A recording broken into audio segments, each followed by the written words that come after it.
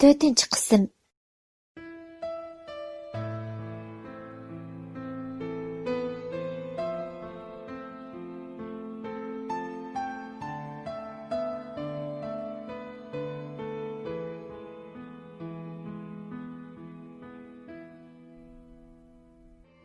Mana olim oxiri uydagi ayolning o'ziga eng kuyunadigan, hech bir manfaatni maqsad qilmay, mehnatsiz hayotini o'z uchun qurbon qilayotgan vafodor ayol ekanligini his qildi.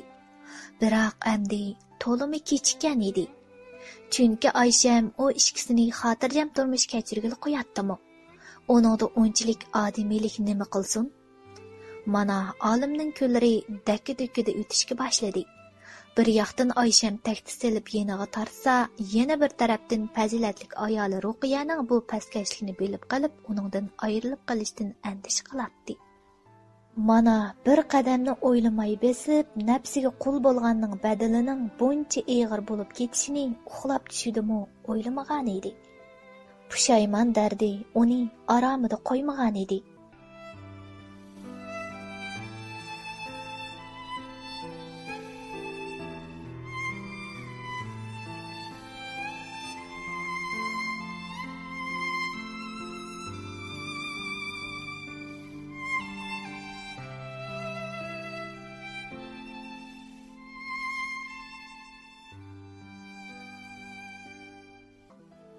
Aysham olimga telefon qildi. Hozirla uyga keling. Agar kelmasangiz do'koningizning oldiga berib, sizning atti beshingizni yechib, tug'ilganingizga pushaymon qilasiz aytaman. Deb telefonni qo'ydi. Olimning badallari titrab, rangi qordab ketdi-da, darhol Ayshamning yeniga bordi. Sen zaten nima qilmoqchi? Meni qo'yib bergin. Sen talab qilgan ishning hammani o'rindab beray. Endi meni oromimda qo'ygin. Meni xotirjam turmush kechirgili qo'y. Sana uy olib beray. Qanchalik pul desang beray.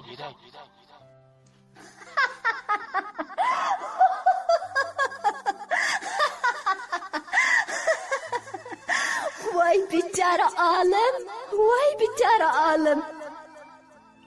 Menda shundoq odam qutulmoqchimi? Uxlamay tush ko'ribsiz. Mumkin emas. Olim hayronlik nazari hamda nafratlik ko'zlari bilan Ayshamga qadaldi.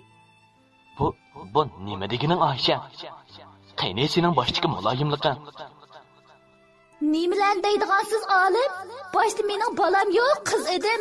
Endi bo'lganda meni bir balaga ona qilib qo'yib, shundoq osonla ayrilib ketmoqchimi? Undaq ish yo'q. Sizni o'qituvdan ajrashib keting demayman. Lekin uning behrman bo'lgan barliq ishlardan men behrman bo'lishim kerak. Mayli uy, mayli kiyim-kechak, mayli siz. O paskina. Sana shundoq yaxshi muomala qilib, do'stlik nazar bilan muomala qilayotgan Ruqiya bilan ha degani baslashib yuraysan. Senda ozroqmi vijdon, ayollik axloq yo'q hayvon kelsa. Uru, toza uru. Nima degan bilan to'limi kechishdingiz afandim.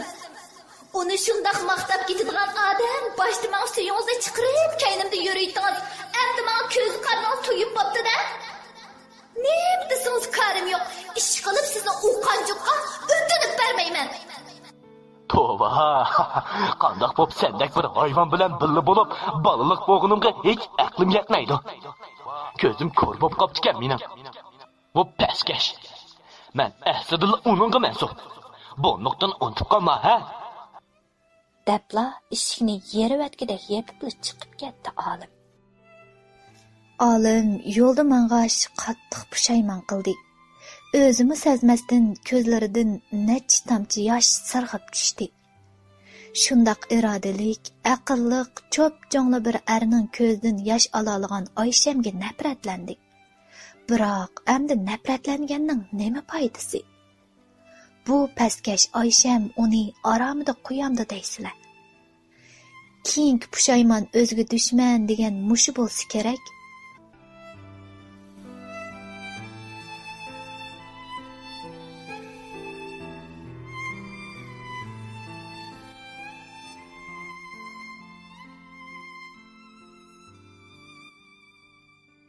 Mana olim hech bir amal qilolmay kundan kunga ruhi tushib g'amkin bo'lib qoldi.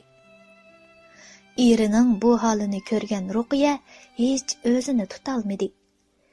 Yig'lab erining bo'yniga eslib turib, nemish bo'lganligini, azoblanib yurishining sababining nima ekanligini so'radi. Lekin olim bu pastkashlikni Ruqiyaga qandoqmi ayta olasin? Hech ish yo'q xotin, ansirmagan. Senle yanımda bolsang, meni qo'llab bersang, boshqa ishlarning qaraytichaqliq, dedi olim. Hamda Ruqiyaga qarab turib aytdi. Sen nimacha esil ayolsan? Sen bakli fazilatlik jinim xotin. Sendek ayolimning bo'lg'ini mening birdan bir boyliqim, baxtim. Sen mening butun dunyorim, dedi.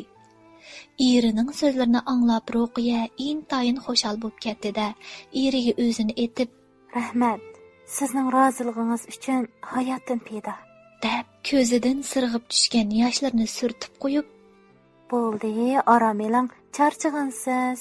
deb erining harduqini chiqarish uchun uning badallarini o'lab tutib qo'yib-atdi. Olim uyquga g'arq bo'ldi. Tangma atdi. Mana olim ayoli tayyor qilgan mo'l nashliqda nashti qilib do'konga mangdi. Yanala Ruqiyaning o'zi uchun bir parvishkor bog'van ekanligini his qildi-da, Oyshamdan qat'iy munosabatni uzish niyatiga keldi.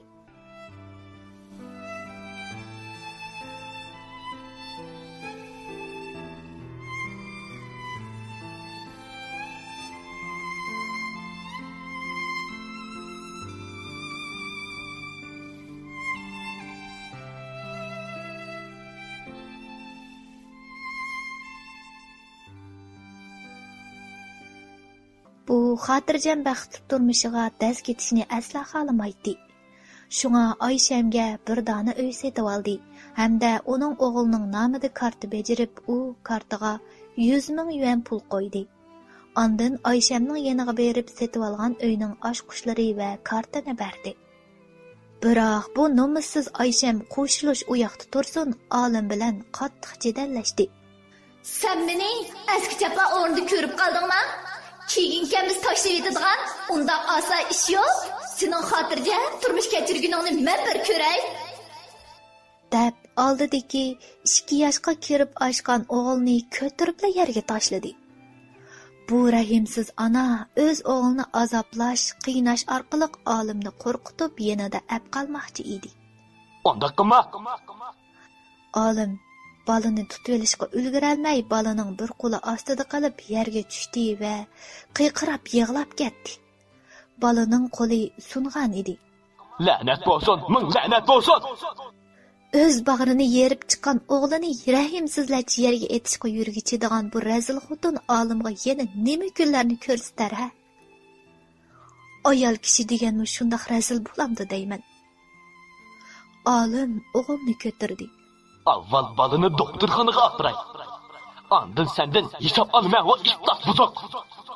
Debla balını doktorxonaga etib mangdi.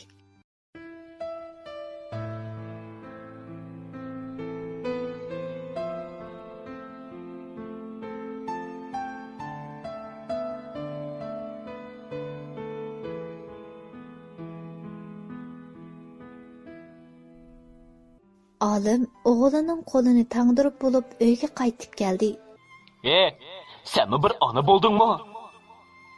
O rahimsiz paskina, bechora boladan nima gunoh deyman? Qo'lining singan yerini asliga keltirguchilik, qanchalik qiynalganligini bilamsan. Yig'lab uni o'chib ketdi buni. Bo'ldilar, bu gaplarni sana deganning qilch foydasi yo'q. Senda ona bo'lishga tegishlik mehr bo'lgan bo'lsa, balang uchun jiningdimi kechalaydigan ruh bilan yashaydim. O'z balangga ziyonkashlik qilgan sendek birmidan menga qanchalik vafo kelatdi. Bo'ldi, biz ya to'y qilmagan. Shunga ajrashadigan rasmiyat bejirish behojat. Bu uyning ochqichi. Bu kartada pul bor. Balag'i bir ish bo'lib qolsa, seni hargiz bo'sh qo'yib yotmayman. Anangdan tug'ilganingga pushaymon qilg'izdim. Yaxshi angla. Balag'i ko'ngil bil. Balaning qo'li saqayguncha, uningga so'qoqlik narsalarni yegizmay, onalik mehringni ber. Angladingmi? Endi meni yana parakanda qildigan bo'lsang, o'zingni o'ldim deb o'yla. Olim o'g'ilni suyib qo'yib, men keyin kelay, deb uydan chiqib ketdi. Razil maqsidi amalga oshmagan Oysham uyda ochiq bilan shum planlarni xiyol qilishga boshladi. Endi markazni Ruqiyaga qaratdi. Uningga olimning ishlarini bildirmak bo'ldi. Issit mushumi bir ayol, bir ona bo'lib qopti desa, nomussiz qilmishlardan xijil bo'lmoq yo'q, orqa-orqadan shum niyatlar bilan texmu razillashga yuzlandi desa. Oysham razillik bilan Ruqiyaga bir odishidan xat kirgizdi. Xatning mazmuni mundaq yozilgan edi. Siz olimning sizga xiyonat qilmaganligiga ishonamsiz? U izchil sizga vafosizlik qilib keldi. Siz bo'lsangiz uyingizda o'ltirib, uning uchun yaxshi tilaklarda bo'lib, uningga bal tug'ib berib, uni yaxshi kutib yurisiz.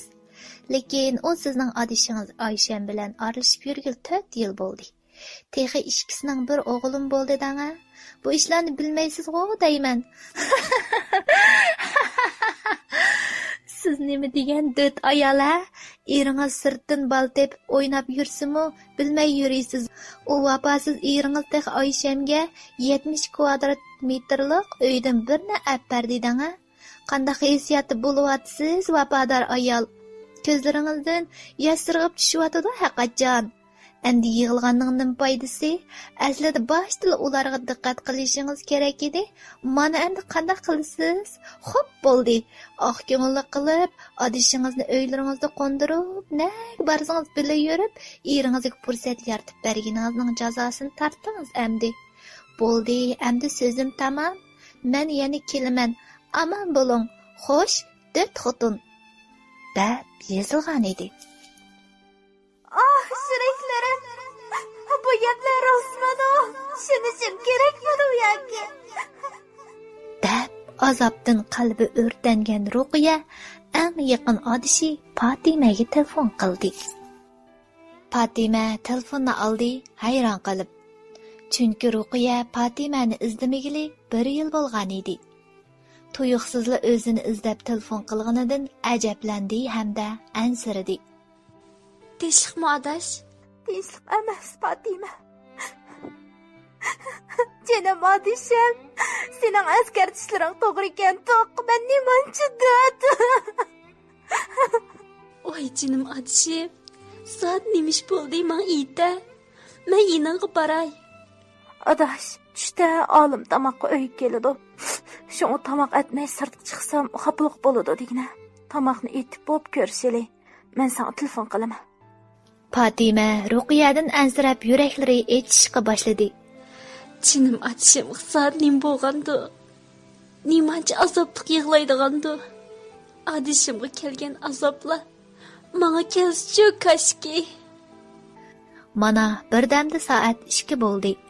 Bu necha soat vaqt Fatimaga necha oydek bilinib ketdi. Ruqiya Fatimaga telefon qildi va Fatimaning do'koniga borganligini aytib telefonni qo'ydi. Fatima Ruqiya kelgicha shogirdlarga ochiq qilib rangpiz keltirib qo'yib, adishini saqladi. Chunki ochiqni ochiq oladi.